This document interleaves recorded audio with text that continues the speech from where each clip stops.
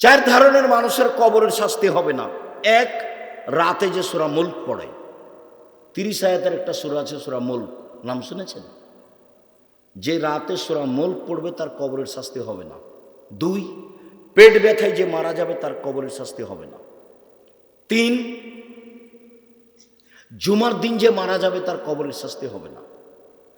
চার, যে শহীদ হবে তার কবরের শাস্তি হবে না। শেষের তিনটাই কঠিন, প্রথমটাই সহজ। এক, সূরা মুলক রাতে পড়লে কবরের শাস্তি হবে না, এ কথা আমি বলিনি, এ কথা মুহাম্মদ সাল্লাল্লাহু আলাইহি ওয়াসাল্লাম বলেছেন। দুই, জুমার দিন মারা গেলে কবরের শাস্তি হবে না। তিন, পেট ব্যথায় মারা গেলে কবরের শাস্তি হবে না। চার, শহীদ হয়ে গেলে কবরের শাস্তি হবে না। পরের তিনটাই কঠিন, এক নাম্বারটাই সহজ। কোরআন তেলাওয়াত করেন। দুই, তিন তিন হলো কোরআন তেলাওয়াত। চার, আড্ডা পিটবেন না জীবনে, মানুষের বদনাম করবেন না, যা হবে হবে।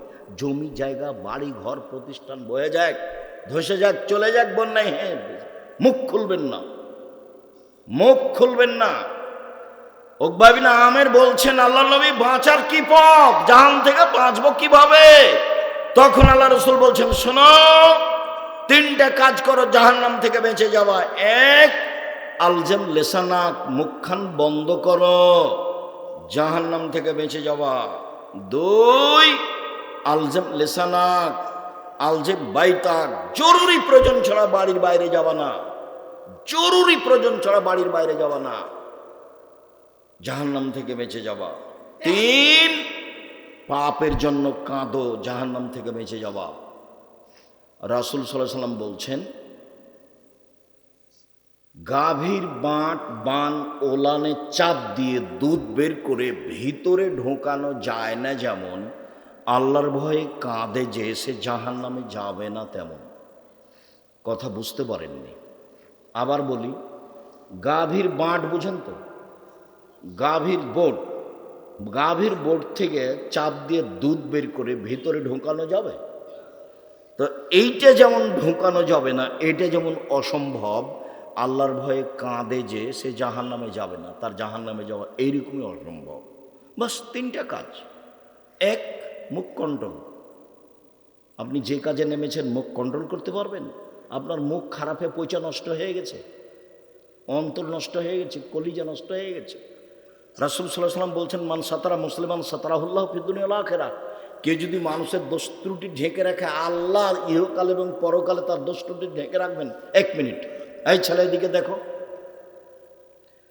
একজন পাপী মানুষকে আল্লাহ বিচারের মাঠে নিয়ে আসবেন, সব মানুষের সামনে, ইহুদি খ্রিস্টান বৌদ্ধ মুসলমান সবার সামনে নিয়ে এসে তার আমলনামাটাকে এভাবে ধরবেন তার সামনে, তাকে ঢেকে নিয়ে, লোকটাকে নিজে আল্লাহ তার বাহু দিয়ে ঢেকে নিয়ে বলবেন, দেখো তো এইগুলি কি তোমার পাপ? জি, এগুলো আমার পাপ। তুমি কি মনে করো আমার ফেরেশতারা অন্যায় লিখেছে? জি না, জি না, আপনার ফেরেশতারা অন্যায় লিখেনি, এটাই ঠিক। তুমি কি আমাকে কিছু বলতে চাও? জি না, আমি কিছু বলতে চাই না। শোনো, তোমার একটা ভালো গুণ ছিল, মানুষের দোষ ত্রুটি মানুষের সামনে বলতে না, মানুষের দোষ ত্রুটি ঢেকে রাখতে। এই গুণ তোমার ছিল, মানুষের দোষ ত্রুটি মানুষ হিসেবে তুমি ঢেকে রাখতে পারো। আমি আল্লাহ তোমার পাপটা ঢেকে রাখতে পারি না, যাও তোমার বিচার হবে না, জান্নাতে যাও। দেখেন উপদেশ বইয়ে ভূমিকাতে এটা লেখা আছে, এ হাদিস আছে, দেখেন উপদেশ বই আছে। আপনার জন্য বই লিখেছিলাম, 90 সাল থেকে মাঠে আছে, এ যাবৎ কোনোদিন মুখে কলমে মিডিয়া আপনাকে আমি ফাঁকি দিইনি। জাতির যদি রাস্তাঘাট করে দিতে না পারি, জাতির যদি স্কুল কলেজ করে দিতে না পারি, জাতিকে চূড়ান্ত সঠিক ধর্ম দিতে পারবো ইনশাল্লাহ। ধর্মের ব্যাপারে জাতিকে ফাঁকি দিয়ে আমি পরকাল হারাতে রাজি নই। সম্মানিত দিনী ভাই বোন, বলছিলাম বাঁচার তিনটে পথ, মুখটা বন্ধ রাখেন, জান্নাত পাওয়া যাবে। একদিন আল্লাহ রাসূল বলছেন, সঙ্গী সাথী বলতে পারো? মানুষকে পিছন দিক থেকে ধাক্কা মেরে জাহান্নামে নিক্ষেপ করে কি? সঙ্গী সাথী বলতে পারো? মানুষকে পিছন দিক থেকে ধাক্কা মেরে জাহান্নামে নিক্ষেপ করে কি? সঙ্গী সাথী বলতে পারো মানুষকে পিছন দিক থেকে ধাক্কা মারে জাহান্নামে নিক্ষেপ করে কি? বলতে বলতেই ফাঁকা দিলে সানাহু নিজের জিভাটা ধরে নিয়েছেন। জিভা, এই জিভা মানুষকে পিছন দিক থেকে ধাক্কা মারে জাহান্নামে নিক্ষেপ করে। আপনার নির্বাচনের কি হবে? হুজুর তাহাজ্জুদ পড়ে জান্নাত কিনবেন? জান্নাত কি অত সহজ? জান্নাত পড়ে আছে, জান্নাত পাওয়ার টপ ব্যাপার। হজিবাতিন নার বিশাহওয়াত, মনের ইচ্ছে দ্বারা জাহান্নাম ঘেরা আছে। ও হজিবাতে জান্নাতুল মিকাম বিল মাকারেহে, নিয়ম নীতি কষ্ট ক্লেশ ত্যাগ তিতিক্ষা অনেক কিছু দিয়ে জান্নাত ঘেরা আছে। মনের ইচ্ছে দিয়ে জাহান্নাম ঘেরা আছে। মন মতো চলে যে জাহান্নামে যাবে সে। আপনারও জান্নাতে যাওয়া সহজ, 4টা কাজ করেন জান্নাত সহজ। মহিলাদেরও জান্নাত সহজ। এই মেয়ে কথা বলছো কেন? জানো যে আব্দুর রাজ্জাক বিন ইউসুফ এসেছেন, দেরি হলো আসবেন, তো ঢং ঢং করে আসলেন, ঢং ঢং করে চলে গেলেন কেন? অত গল্প করেন কেন? আমি তো আপনার জন্য এসেছি, না হলে তো 2টা বাক্য আপনাকে বলবো। আমি তো আপনার জন্য এসেছি। হ্যাঁ করে কথা বলতে বলতে আসলেন, আবার চলে যাচ্ছেন। মহিলা মানুষ শরম হয় না কেন? হায়া হয় না কেন? দোকানপাটে যান কেন? এই মেয়ে তুমি দোকানে যাও কেন? তোমার বাপ নেই? তো তাকে চাচা বলে ডাকো, তোমাকে যদি কন্ট্রোল করতে না পারে। আর তোমার মাকে তুমি খালা বলে ডাকো। তো আমি তো তোমাকে আজ বলে আসছি 36 বছর থেকে তাকে মা বলিও না। আমি তো জানি এটা তোমার মা নিশ্চিত, কিন্তু তোমার মা তো দায়িত্ব পালন করেনি। মা তো এরকম নয়। মাকে তো আল্লাহ নবী বলেছেন বুখারী মুসলিমের হাদিস, মা মানে পাহারাদার। মা মানে পাহারাদার। তো তুমি হ্যাঁ করে আসলে এখানে মাথার চুল ফেলে ছেড়ে দিয়ে আবার হ্যাঁ করে গল্প করতে করতে চলে গেলে, তোমার মা আছে আমি এটা কি দিয়ে বুঝবো? এই মেয়ে, রাসূল সাল্লাল্লাহু আলাইহি ওয়াসাল্লাম বললেন মা মানে 4টে জিনিস। 1, মা মানে বিদ্যা শিখাবে। 2, মা মানে শিষ্টাচার শিখাবে। 3, মা মানে সাজগোজ করে পরিপাটি করে রাখবে। 4, মা মানে পাহারা দিবে। বুখারী মুসলিমের হাদিস। তোমার মা তোমাকে কি পাহারা দিল? তোমার মা তোমাকে কি পাহারা দিয়েছে? তোমার নখ বড় আছে, এটাই কি শিষ্টাচার? তোমার নখে নেইল পালিশ আছে, এটাই কি শিষ্টাচার? তোমার সামনের চুল ছোট আছে, এটাই কি শিষ্টাচার? তুমি নগ্ন পোশাক পরে থাকো, এটাই কি শিষ্টাচার? তুমি ভুরু তুলে চিকন করে রেখেছ, এটাই কি শিষ্টাচার? তুমি জোহর থেকে নিয়ে এখন পর্যন্ত দোকানে ঘুরে বেড়াচ্ছ, এটাই কি শিষ্টাচার? তোমার বাপ আছে, এটা তুমি বলতে পারো, আমি বলিনি, কোনোদিন বলবো না, ওটা তোমার চাচা। বাপ মানে চোখ যেভাবে ঘুরে বউ সেভাবে চলে, তার নাম স্বামী। চোখ যেভাবে ঘুরে বউ সেভাবে চলে, তার নাম স্বামী। রাসূল সাল্লাল্লাহু আলাইহি ওয়াসাল্লাম বলছেন আনফিক আলা ইয়ালিক বিন তাওলিক, তুমি তোমার পয়সা দিয়ে তোমার ছেলে মেয়েকে লালন পালন করো, মানুষের মতো মানুষ করে গড়ে তুলো, ভালো করে শিক্ষা দাও। আল্লাহ তারফা আনহুমা সাকা, তোমার লাঠিটা পরিবারের উপর থেকে উঠিয়ে নিও না। প্রয়োজনে আদর যদি কাজ না করে তাহলে লাঠি দিয়ে ঠিক করতে হবে। আদর কাজ না করলে কি দিয়ে ঠিক করতে হবে? লাঠি দিয়ে ঠিক করতে হবে। এটা আমি বলিনি, এটা আল্লাহর নবী বলছেন। আর পৃথিবীর সবচেয়ে বড় মানুষ ওটা দেখিয়ে দিয়েছেন বাস্তব।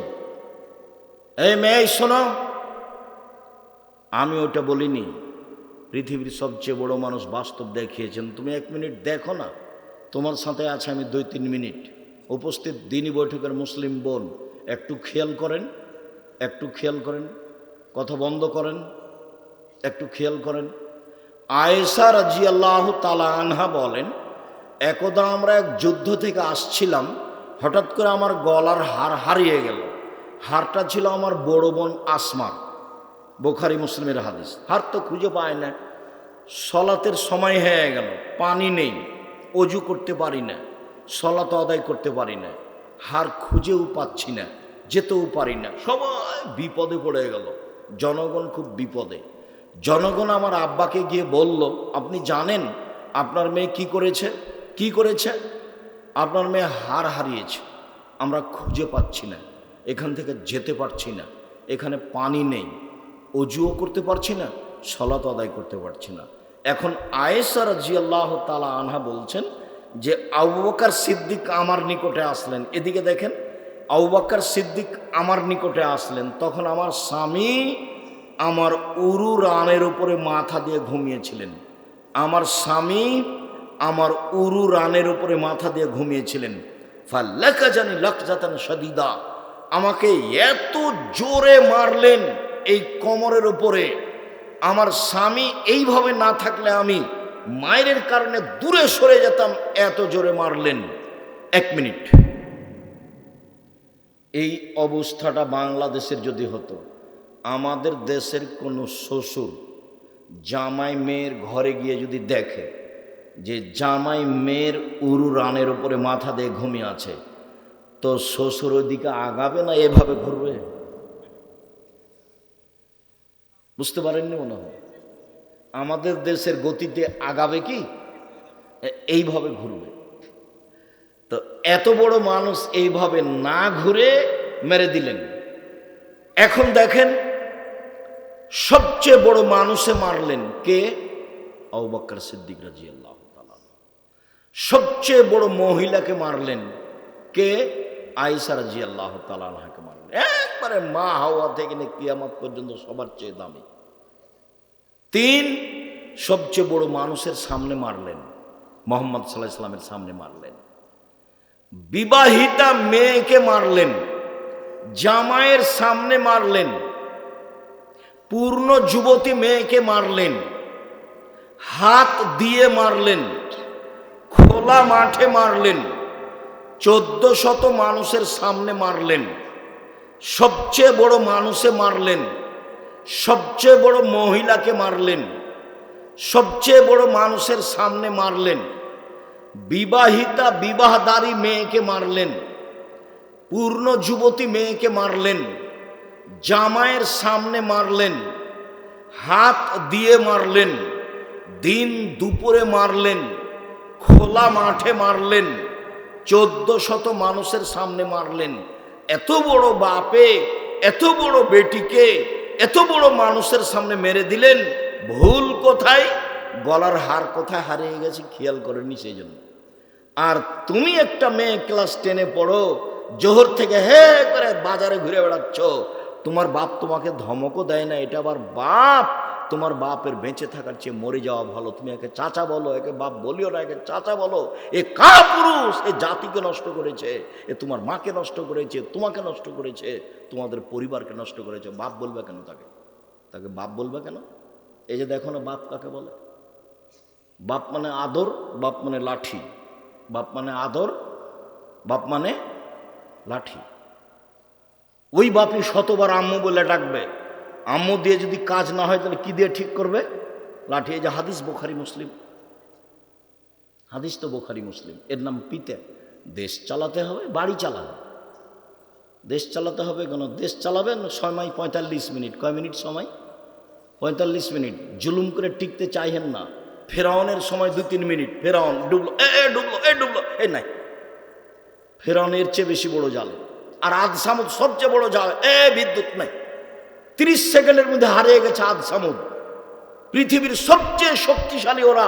লাম ইউখলাক মিসলুহা ফিল বিলাদ। তাদের মতো শক্তিশালী জাতি পৃথিবীতে কোথাও সৃষ্টি করা হয়নি, হবে না কখনো। ওরা 30 সেকেন্ডের মধ্যে ধ্বংস হয়ে গেছে। ফেরাউন ধ্বংস হয়ে গেছে 2-3 মিনিটের মধ্যে। আর আপনাদের নেত্রীর সময় হলো 45 মিনিট। জুলুম করো না, দাগাবাজি করো না, রাহাজানি করো না, জুয়াচ্চরি করো না, চাঁদাবাজি করো না, জাতির জন্য ভারী হয়েও না। তোমাকে দেখলে আমার কষ্ট হয়। গাইবান্ধার সাথে আমি অনেকভাবে জড়িত। গাইবান্ধা বিহে সাহেবের বাড়ি, গাইবান্ধার শ্বশুরের বাড়ি। তো এলাকা আমার শ্বশুরের বাড়ি, এলাকার সবাই আমার সাথে একবারে অতপ্রতভাবে জড়িত। আমি মন দিয়ে আপনাদেরকে ভালোবাসি, দুঃখিত। শোনো ছেলে, এই ছেলে শোনো, ঠাকুর মুসলমানের শত্রু, ঠাকুর জাতির শত্রু, ঠাকুর ঢাকা বিশ্ববিদ্যালয়ের শত্রু, ঠাকুর বাঙালিদের শত্রু। যেদিন ভারত বাংলাদেশ পাকিস্তানের মুসলমান ইংরেজদের হাতে নির্যাতিত, সেই দিন ঠাকুর লন্ডনে মুচ পাকায়। সেই ঠাকুরের গান আমার ছেলে মেয়ে বলবে? আমি আব্দুর রাজ্জাক বিন ইউসুফ 1 মিনিটের জন্য বলিনি আমার ছেলে মেয়ে বলে না। সেই ঠাকুর বলে, ও কালিমা তোমার আকাশ, ও কালিমা তোমার বাতাস, সকালে ঘুম থেকে উঠেই আমার ছেলে মেয়ে শিরক করে। ঠাকুরের গান চালাবো কেন? এই দেশে 18 কোটি মানুষ আছে, কেউ একটা এমন ছেলে জন্ম দিল না যে একটা গান বানাতে পারবে, যেই গান বাঙালি ছেলে মেয়ে বলবে। তোমার লজ্জা হয় না কেন? তোমার শরম হয় না কেন? তোমার বাপ কেন বলে যে আমার ছেলে খুব মেধাবী, আমার ছেলে বড় ডাক্তার, আমার ছেলে বড় ইঞ্জিনিয়ার? এই কথা তোমার বাপ বলে কেন? তোমার বাপ জানে না যে তুমি প্রতারক? তুমি তো সেই কোম্পানির ওষুধ লিখো যে কোম্পানি তোমাকে টাকা দিয়েছে। কে তোমাকে বড় ডাক্তার বলেছে? আমি তো বলিনি।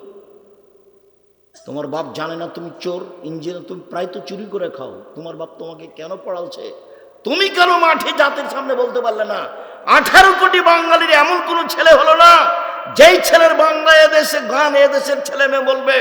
ঠাকুরের গান কেন? আরে ঠাকুর বাঙালিদের শত্রু, ঠাকুর ঢাকা বিশ্ববিদ্যালয়ের শত্রু, ঠাকুর মুসলমানের শত্রু, ঠাকুর জাতির শত্রু, ঠাকুর সারা ভারত বাংলাদেশ পাকিস্তানের শত্রু। যেদিন ভারত বাংলাদেশ পাকিস্তানের মুসলমান ইংরেজদের হাতে নির্যাতিত, সেদিন ঠাকুর লন্ডনে মুচ পাকাই। সেই ঠাকুরের গান আমার ছেলে মেয়ে বলবে? ঘুম থেকে উঠে শিরক করে, তার নাম বাংলাদেশ। তাহাজ্জুদ পড়ে জান্নাত হবে কি করে? জান্নাত আগে হারিয়ে গেছে। ও তো লা ইলাহা ইল্লাল্লাহ কেটে গেছে। পড়াশোনা করছো কেন? এই ছেলেরা পড়াশোনা করছো কেন? কে বলেছে তোমার বাপ মেধাবী? আমি বলিনি। কে বলেছে তোমার মা মেধাবী? আমি আব্দুর রাজ্জাক বিন ইউসুফ বিগত 90 সাল থেকে না এখন পর্যন্ত বলিনি। 92 সালে আমি সাঘাটা কলেজ মাঠে এসেছি, বক্তব্য শেষ হয়ে গেছে, তখন আমি কথা বলছিলাম। 92 সাল থেকে আমি আসি, এ দেশের সাথে সম্পৃক্ত। আমি এই বাক্য থেকে ফিরে আসিনি, এইভাবে বলছি। সম্মানিত দিনী ভাই বোন, উপস্থিত বৈঠকের মুসলিম বোন শোনেন একটু। 4টা কাজ করলেই জান্নাত। 1 5 ওয়াক্ত সালাত, 2 রমজান মাসের সিয়াম, 3 স্বামীকে মেনে চলা, 4 জেনায় লিপ্ত না হওয়া। জান্নাতের সব দরজা খোলা। 1 5 ওয়াক্ত সালাত, 2 রমজান মাসের সিয়াম রোজা, 3 স্বামীকে মেনে চলা। তিতা লাগলেও মিঠা লাগলেও স্বামীকে মেনেই চলতে হবে। তিতা লাগলেও মিঠা লাগলেও স্বামীকে মেনেই চলতে হবে।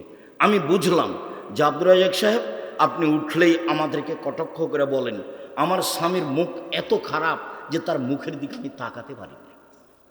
সেটা আমি জানি, সেটা আমি বুঝি যে আপনার স্বামীর মুখ খুব খারাপ। আপনার গতিবিধিও আমি বুঝি। যখন আপনার স্বামী 1 গ্লাস পানি চাই, তোমার শ্বশুরকে পানি দিয়ে আসো। যখন বৌমা থাকে না, তখন আপনি বলেন আপনার মেয়েকে যে আসমা তোর আব্বাকে 1 গ্লাস পানি দিয়ে। যখন কেউ থাকে না, তখন আপনি 1 গ্লাস পানি নিয়ে সামনে গিয়ে থ্যাককস করে রেখে চলে যান। আপনি তাকে সহ্য করতে পারেন না, এটা আমি বুঝি। এরপর আপনাকে আমি বলছি, আমি আপনার দিনী ভাই, আপনি এই স্বামীর সাথেই থাকেন, ভালো হবে। যদি নাই থাকতে পারেন তাহলে খোলা তালাক করে নেন, ইসলাম পথ রেখে দিয়েছে। কাজীর কাছে গিয়ে খোলা তালাক তার কাছে পাঠিয়ে দেন, 30 দিন পরে অন্য জায়গাতে বিবাহ বসতে পারবেন, কোনো সমস্যা নেই। কিন্তু ঝুলন্ত হয়ে থাকবেন, কথা বলবেন না, মাস মাস কথা বলেন না, সপ্তাহ সপ্তাহ কথা বলেন না, মনে মনে ঘৃণা করে চলেন, এভাবে সংসার চলবে না। ভুল হচ্ছে, দেখুন আপনার ভুল হচ্ছে, দেখুন আপনার ভুল হচ্ছে। একটা কথা শোনেন, মনে রাখবেন, একটা কথা শোনেন, মনে রাখবেন, শোনেন। প্রত্যেক দিন সকালে ইবলিস শয়তানদেরকে বলে মানুষকে পাপী কর, যা মানুষকে পাপী কর, বিকালে রিপোর্ট দিবি। তো একজন শয়তান বিকালে এসে বলে জাহাপনা, ইবলিসকে বলে জাহাপনা, হ্যাঁ বল কি হয়েছে? আমি মানুষকে জেনা করিয়ে দিই, যা, এটা কোনো পাপ হয়নি, যা। তো আরেকজন বলে জাহাপনা, আমি একটা মানুষকে হত্যা করিয়ে দিই, যা, এটা কোনো কাজ হয়নি, যা। একজন মানুষকে আমি নামাজ পড়তে দিই, যা, এটা কোনো কাজ হয়নি। একজন এসে বলছে জাহাপনা, আমি স্বামী স্ত্রীর মধ্যে গন্ডগোল বাঁধিয়ে দিয়েছি। যেমন বলে স্বামী স্ত্রীর মধ্যে গন্ডগোল লাগিয়ে দিয়েছি, তেমন একবারে ইবলিস চেয়ার থেকে উঠে তাকে বুকে জড়িয়ে ধরে বলে একটা কাজ করেছ। স্বামী স্ত্রী, এ কথা আল্লাহ নবী বলছেন, এটা আমি বলিনি। এ কথা আল্লাহ নবী বলছেন, আমি বলিনি। স্বামীর সংসার আপনি 3টা কাজ করবেন না। উপস্থিত বৈঠকের মুসলিম বোন শোনেন, 3টা কাজ করবেন না। 1 অভিমান করবেন না। অভিমান কি জিনিস? কই তুমি তো একদিন আমাকে স্বপ্নপুরী দেখতে নিয়ে গেলে না, এর নাম অভিমান। কই তুমি কোনো ঈদে তো আমাকে একটা ভালো শাড়ি দিলে না, এর নাম অভিমান। অভিমান করলেই সংসার যাবে। 2 অভিযোগ, তোমার মা এ বলে আমাকে, তোমার বাপ এ বলে, তোমার বোন এ বলে, তোমার বাপ এ বলে, তোমার বোন এ বলে, তোমার মা এ বলে, এর নাম অভিযোগ। অভিযোগ করবেন না, সব খেয়ে নেন। ননদে যা বলেছে বলেছে, দেবর যা বলেছে বলেছে, শাশুড়ি যা বলেছে বলেছে, আপনি একটা পাথর। আরে আপনি এটা সহ্য করছেন না কেন? আমাকে এমনও কিছু কিছু গালি দেয় মানুষ, গালিটা শুরু করে আমার মাকে দিয়ে। এর পরেও আমি তাকে বলি, যখন কথা বলা শেষ করে তখন আমি বলি যে ভাইজান, আবার রিং দিয়ে বলি, ভাইজান আর কিছু গালি ছিল। আমি তার কথাটা গায়ে নিনি, কোনোদিন গায়ে নিই না। আমি মোবাইলে রিং হলে অন করতে পারি, মোবাইলে কি আছে সেটা আমি দেখতে জানি না, আমি দেখিও না। জীবনে কোনোদিন অভিযোগ করবেন না আর প্রতিবাদ করবেন না। তোমার ভাই কথা বললো কেন, তোমার মা আমাকে কথা বলে কেন, তোমার মা কি পেয়েছে, এই 3টা করবেন না। মুখে বলবেন যেভাবে তোমাকে ভালো লাগে আমাকে সেভাবেই ভালো লাগে। চিকন কাপড়ে তুমি খুশি তো আমিও খুশি, মোটা কাপড়ে তুমি খুশি তো আমিও খুশি। লবণ ভাতে গায়ে বাঁধা লবণ ভাতে দুপুরে তোমার চলে তো আমারও চলে। আমার পক্ষ থেকে কোনো প্রকার অভিমান অভিযোগ থাকিবে না। এই কথা আপনি বলেন, শয়তান চুপটি লেগে চলে যাবে। শয়তান আপনার কিছু করতে পারবে না। মনে রাখবেন 3টা কাজ, অভিযোগ করবেন না, অভিমান করবেন না, প্রতিবাদ করবেন না। 4টা কাজ, 5 ওয়াক্ত সালাত, রমজান মাসের সিয়াম রোজা, স্বামীকে মেনে চলা, জেনায় লিপ্ত হবেন না। কোনোদিন যদি জেনা হয়ে গিয়েই থাকে, আজ থেকে কান্নাকাটি করেন, জেনা আল্লাহর সাথে জড়িত পাপ, সহজেই ক্ষমা হবে। মানুষের বদনাম গীবাত করবেন না, বদনাম গীবাতের ফলাফল জান্নাত হবে না। রাসূল সাল্লাল্লাহু আলাইহি ওয়াসাল্লাম বলেছেন, যারা মানুষের বদনাম গীবাত করে তারা জাহান্নামে যাবে। মুহাম্মদ সাল্লাল্লাহু আলাইহি ওয়াসাল্লাম বলেছেন, যারা বদনাম গীবাত করে তারা জাহান্নামে যাবে। আল্লাহ তাআলা বলেন, যারা বদনাম গীবাত করে তারা জাহান্নামে যাবে। সম্মানিত দিনী ভাই বোন, এটা আপনাদের হলদিয়া মাদ্রাসা, হলদিয়া একটা ঐতিহ্যপূর্ণ গ্রাম, হলদিয়ার মাঠটা একটা ঐতিহ্যপূর্ণ মাঠ। অবশ্যই একে মূল্যায়ন করবেন, 12 মাস সহযোগিতা করে, দোয়া করে। আমি সর্বপ্রথমে অনুরোধ জানাই, মহিলা পুরুষ সবাই আপনারা এই প্রতিষ্ঠানের জন্য দোয়া করবেন। মুখে দোয়াটা আগে করবেন, তারপরে কম হোক বেশি হোক সহযোগিতা করবেন। সম্মেলনে আসলে কেউ খালি হাতে আসবেন না। 500 টাকা হোক, 5 টাকা হোক, 50 টাকা হোক, অবশ্যই সাথে নিয়ে আসবেন। এটাকে আপনি মূল্যায়ন করার চেষ্টা করবেন। আমি আব্দুর রাজ্জাক বিন ইউসুফ আপনাদের সার্বিক কল্যাণ কামনা করে। বই আছে, আব্দুল্লাহর বই আছে, আল্লাহর পথে যাত্রা। আর যেগুলো বক্তব্য দিচ্ছিলাম উপদেশ বই আছে। আর আমি নামাজ শিক্ষা বইটা একবারে আমি হাতে কলমে লিখেছি, অক্ষরে অক্ষরে। আর আল ইতিসাম পত্রিকা, গুরুত্বপূর্ণ ফতোয়া 50টা আছে। 12 জন বড় বড় মুফতিদের ফতোয়া দেওয়া হয়। বই আছে কোথায়? গাড়ি আছে কোথায়? বাইরে, সামনে মনে হয়, এই সামনে আমার হাতের ডান দিকে গাড়ি আছে বাইরে। অবশ্যই পত্রিকার দাম যে কত, পত্রিকার দাম মনে হয় 30 টাকা। পত্রিকার দাম হয়তো 30 টাকার, অন্য বইয়ের গায়ে যে লিখা সেটাই দাম। আব্দুল্লাহর বই আছে, দেখেন আল্লাহর পথে যাত্রা। আর সলাতের উপরে বইটা আছে কিনা, নামাজের উপরে।